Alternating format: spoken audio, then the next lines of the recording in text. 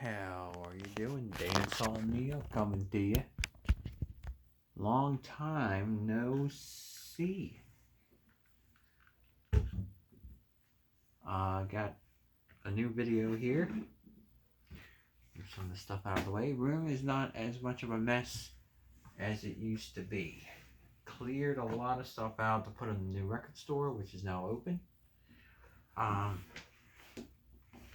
Still not completely done in here. I haven't been able to sweep and mop this floor in here for a couple of months. But, you know, a couple more boxes to move out of here, and I'll be able to get it dusted and swept and mopped, which it desperately needs in here. Like, really, I'll feel a lot better once I get that done.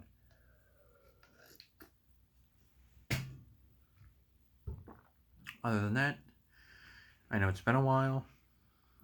Hopefully I can fit everything I want to talk about in the video. I am timed because my phone can only do so much. But store's open. N&E LPs, 301 West Lockerman, Dover, Delaware. Third week in operation. Things are going good. We get more and more stuff, put them out every week. So the next couple of videos, definitely want to do there. I should have already done a video there. It's like every time I start, I got to stop and do something else, and it never kind of flows right. But there's definitely going to be some downtime where I can record full videos there. And definitely the next one I want to do is definitely going to be a video there and show off the place and all that. So that's the first big topic, you know. Talk about the record store, obviously, and I want to talk about about 5 or 6 albums that I have here on full rotation. Stuff that I just got, not necessarily stuff that's new to my radar, but I guess most of it is, as you'll see, as I'll show you. These 5 or 6 albums, and then I want to talk a little bit about Jamaican music and kind of where it's headed in 2023 and how I feel about it these days, and kind of my thoughts on that, because that's kind of been like a big thing for me personally. Like I said, we got the store open, it's doing well, and hopefully the next several videos, definitely at least the next video or two, I will be shot there and I'll be able to put those up. And like I said, I've been wanting to do this, a new video, put it out for 2 or 3 weeks, so here we are. And you know, not that many, I don't have that many people watch the videos, but it's just kind of for kind of friends, close friends, and kind of people that I know is pretty much why I do this. Nothing's monetized, you know. I just put these out for, you know, people that I don't know, kind of are interested in what I'm interested in, and that's that. But let's get to Neil's new nuggets. None of these are in order. I haven't really rated them out or anything like that, but we'll grab the CDs because they're in front of me. Here's one of the first ones. Is a jazz album. This is Meditations. Oh my gosh, this glare back here is going to be Meditations from John Coltrane, Impulse label. I got this for the store on vinyl, my neighbor who had about 3 different Coltrane albums. Meditations was one, and the other 2 I really wasn't into. They're more like a hard bop and post bop style, and I'm looking for more freestyle or, you know, improv, and that's what this really more or less is. And of course it has Fair Sanders on it as well, which is just a great pairing in my opinion. But I sacrificed it to the store. I sold it at the store for I can't remember, $30 or $40, and I didn't think it was gonna sell. Like, I put it out there. I put 90% of what I got from my neighbor out, and that is definitely the first. That was definitely the first one to go. He had some blowfly stuff in there too. I know it's not jazz, but um, some of that stuff went. Um, but so I had seller's remorse, but I sacrificed and stuff for the store, dude. So I was like, that sucks, man. And I was like, do they have that on CD? So I got on Discogs, of course. Big friend of Discogs, and I found a CD copy of Meditations for less than $10 US for me. So less than $10. Kind of on full rotation since then. So, I mean, I've been listening to this album. I just got this CD in the mail, but, of course I listened to the vinyl for about a month. So I've been kind of listening to this for over a month now, just on nonstop rotation. We can go to the CDs first. Here's one for the reggae heads, of course, right? Frankie Paul's Hard Work.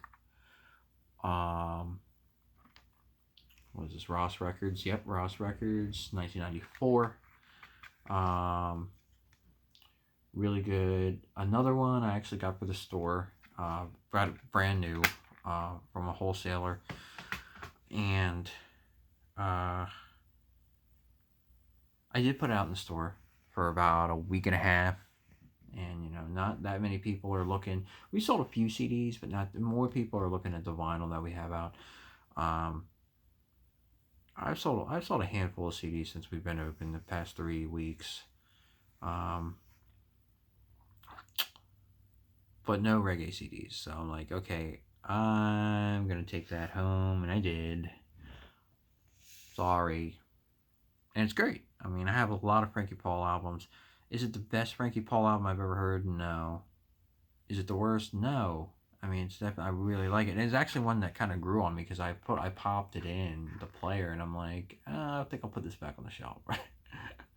Played once, and then I was like, wow. And then I wanted to hear it again. It was a late Friday night, exhausted from working at the store. Took it home, was listening to it. I ended up listening to it for a couple of days.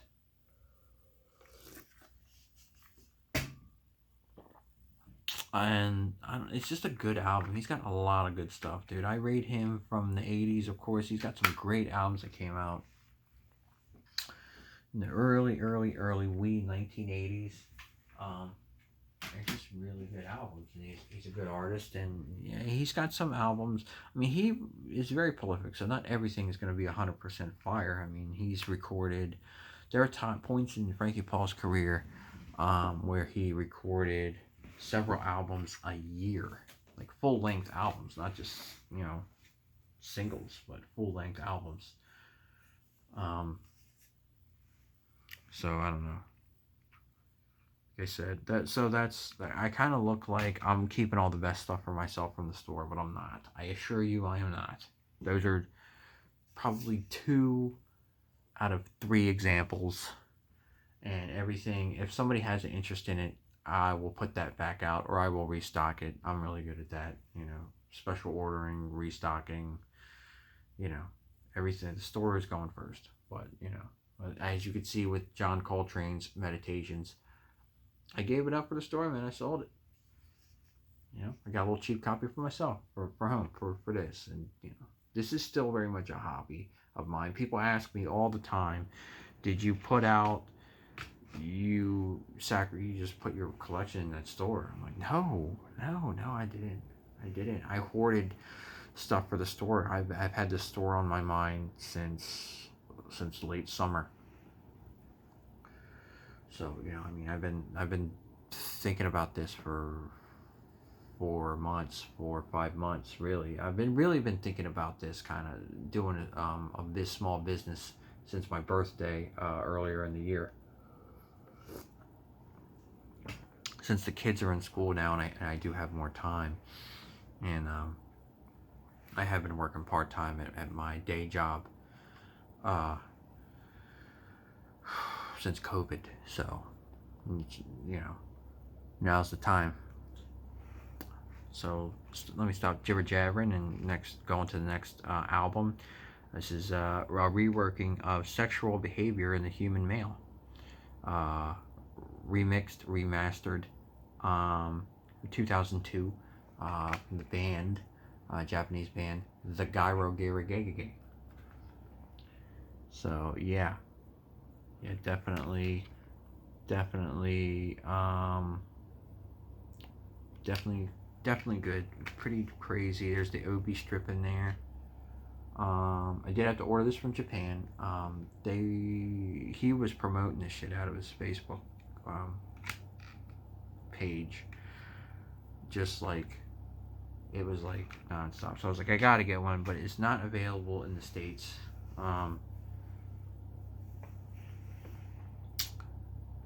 So yeah, I found a seller that was Japanese seller that was really cool, and I talked to him for a little while, and I popped on it. He had two versions. He had just the regular one CD version, and he had the one that I got, which came with another disc. Same price, and I'm glad I found it. Like, I kind of like was looking at his page to see what other kind of like Japanese releases that he had, and they're the same price. I'm like, dude, give me the double disc one. And this is a live version of the album, Sexual Behavior in the Human Male. I can open it.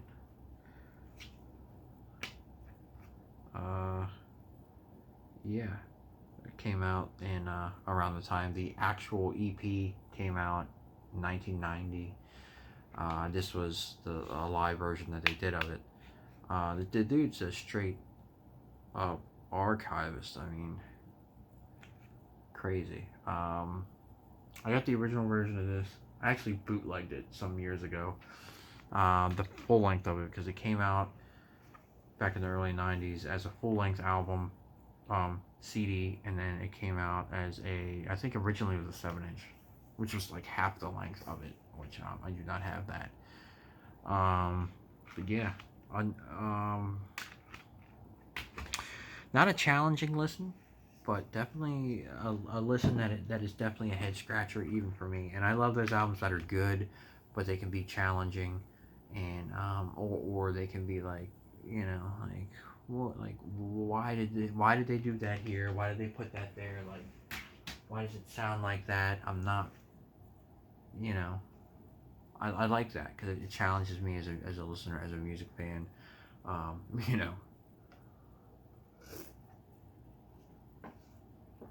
I'm not gonna listen to something that full on sucks, but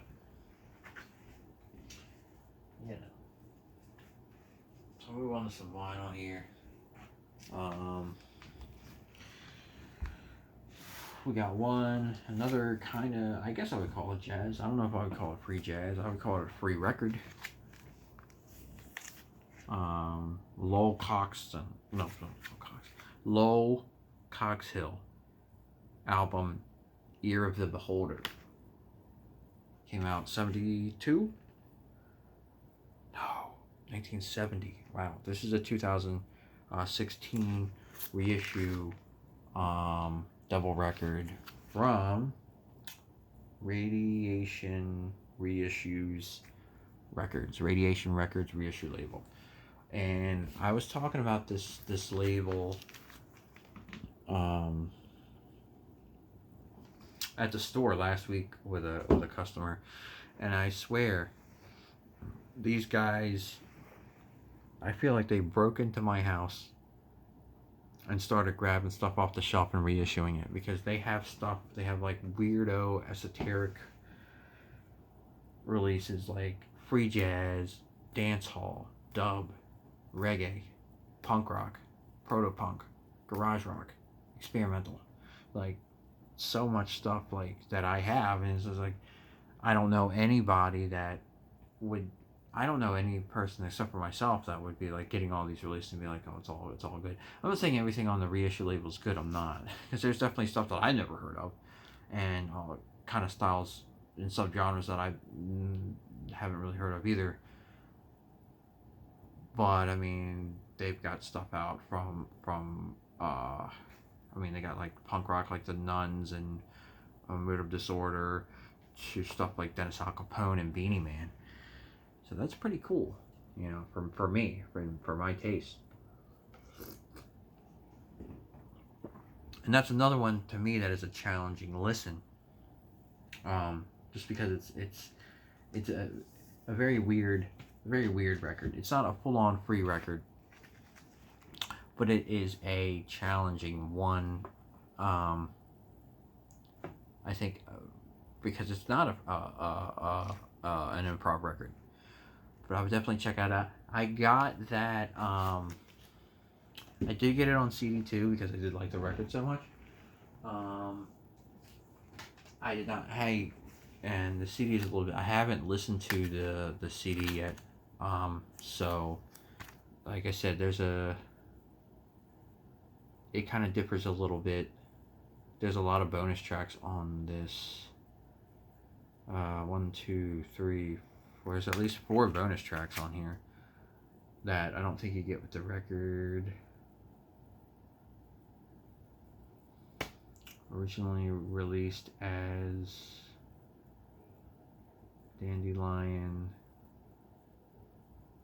71. I don't know. I'm looking forward to checking that out in the future. But let me roll right along here because there's a lot of information I want to kind of put out there. So here's the last one. This is Horace Andy, Sings for You and I, on the Abraham label / Clock Tower label. All their reissues are on a weird marble, gray or brown or dark muddy purple marble vinyl, which I guess is their thing or whatever. I don't really care about the colored vinyl. I just had to have this kind of a recommendation from International Groove Records in Newark. The dude was playing it, and I was like, in a Instagram post, and I was like, oh, what Horace Andy is that? What is what album is that? You know, like, I want to check that out. And he told me, it sings for you and I. And left it at that, and I got me one. So, good one.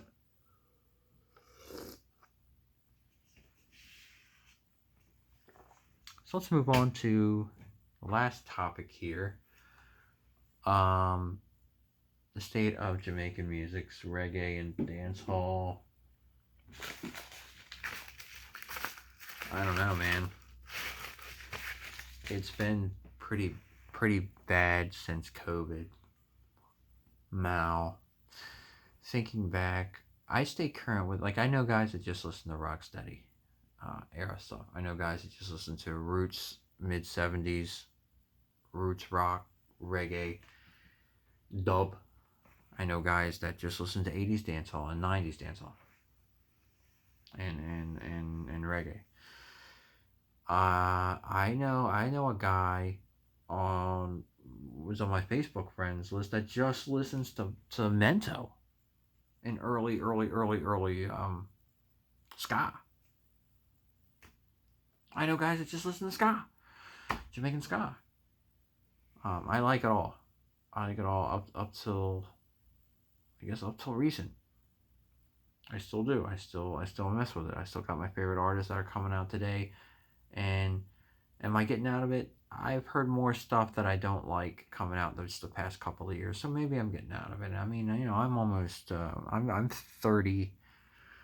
I'm 38 years old. So I've been listening to this same stuff that these Jamaican teenagers have been listening to for a long time.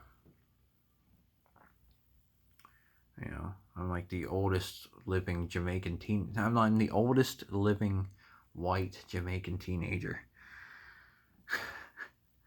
I mean, I still really do like it, but I don't know if I don't know why. I don't know if it's a COVID thing, but things are different. I have my theories, and I'll give them to you now. One theory is COVID. they had it a lot different with their COVID lockdowns. I mean, nobody was recording. I remember when my son was born, I went from, like, I remember, so he's 6. So 6 years ago, 2016, I'm still doing my Dancehall Vibes compilation that's coming out every couple of months at that time. Boom, bam, boom, bam, boom. I remember when he was born, the first few years, that's 2016, 17, 18, 19. Bam, boom, bam, boom, bam. If you, so 2019, 2021, 22, so you talked to me 3 years ago, I would not even have this attitude that I have right now, where maybe I'm getting out of this dancehall stuff, and maybe I'm getting out of the young stuff. I don't like dancehall, new dancehall stuff. The music is there, the dancehall stuff. I love it to my heart, I always will. But there comes a time you get older and get older and get older, and things change. Things change, and sometimes you don't change and you don't adapt with it, and you don't have to. You do what you want. You listen to what you want to listen to. You like what you like, and that's fine. Fuck everybody else. You do you. And that's what I did. I was like, fuck it. There's people that didn't understand. I'm 2019 listening to the roughest dance hall out of Jamaica. People didn't understand that. Even my friends that were reggae fans didn't understand it. They didn't get it. They didn't have to.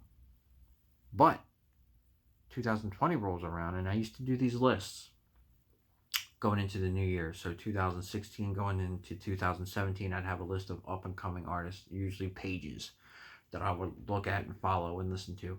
2017 into 18, 2018 into 2019, 2019 into 2020. I'd have at least 2 pages of stuff to look at and things.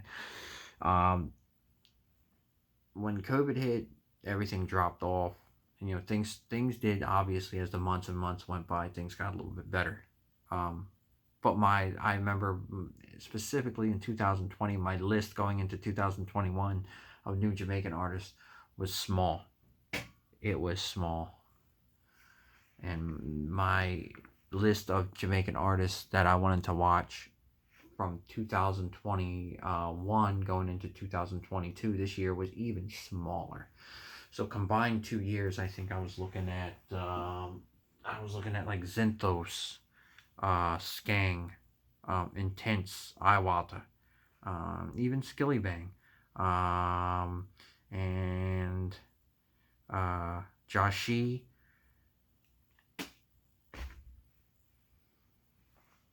Right? That's not a lot of artists. And who am I missing? Well, that's the main thing. And that's 2 years, right? That's 2020 to 2022. That's sad. I mean, there's a few more artists that I'm not mentioning that ended up not really doing much. I mean, if we, but and then we're going into 2023. The only artist that is just on my radar that I just heard in Jamaican dancehall is Valiant. He had his big song, Dunce Check. Great artist. But, I mean, yeah, maybe. I don't know if I'm so much getting at, but there's a lot of stuff like the trap hall stuff I don't mess with.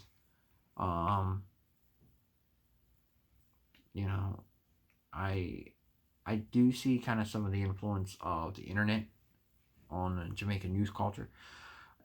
Instead of going out to shows and being influenced by other artists,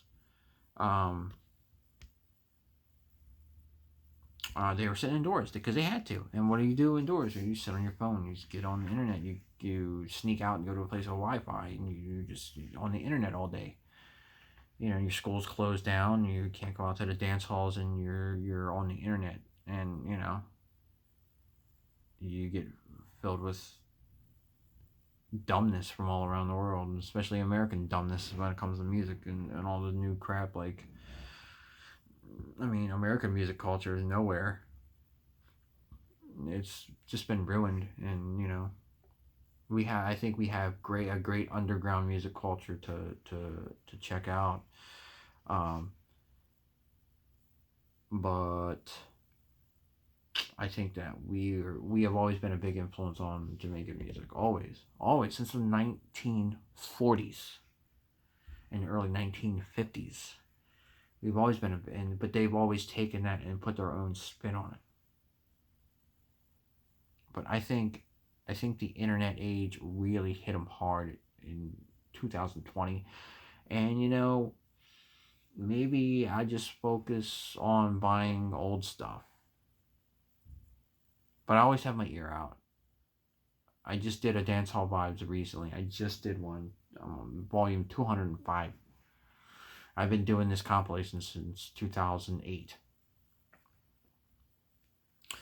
I don't do one every month anymore. I can't do one every 2 months. The material's not there. The stuff that eats my ears not there anymore, man. I mean, I'll probably do one up, and I still, like I said, I still listen to new Jamaican music, but not as much as I used to, and I'm not into some of the young kids and the young artists like I used to be.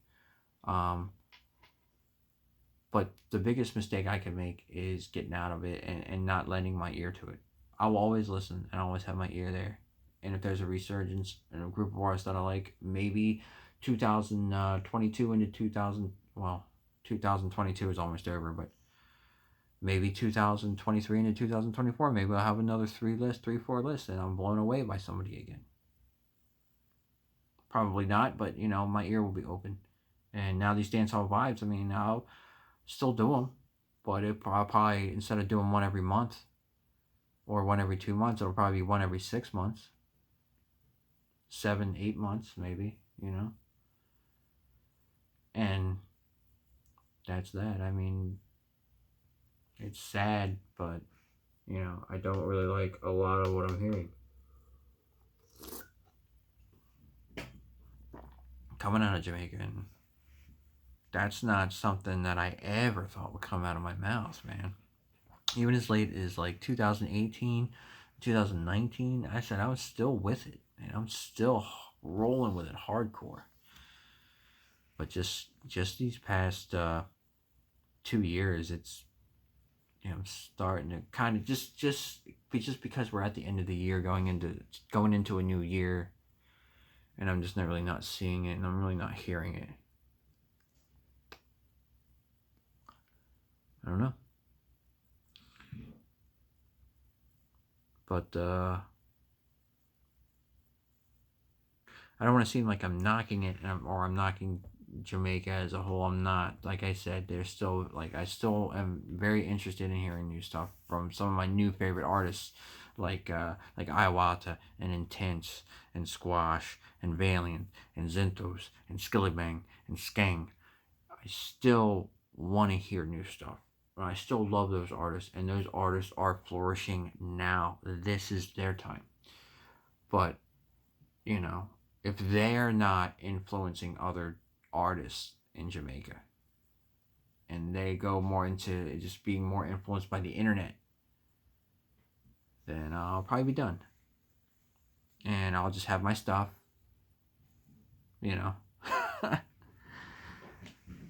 I guess that happens to all of us as we get older, but it's very depressing to me. I'm very upset by it. And like I said, I want to leave this episode with a smile on my face, but it's hard to do that with something that has upset me in the music world, and you know I just hope it gets better. So, all right, bye.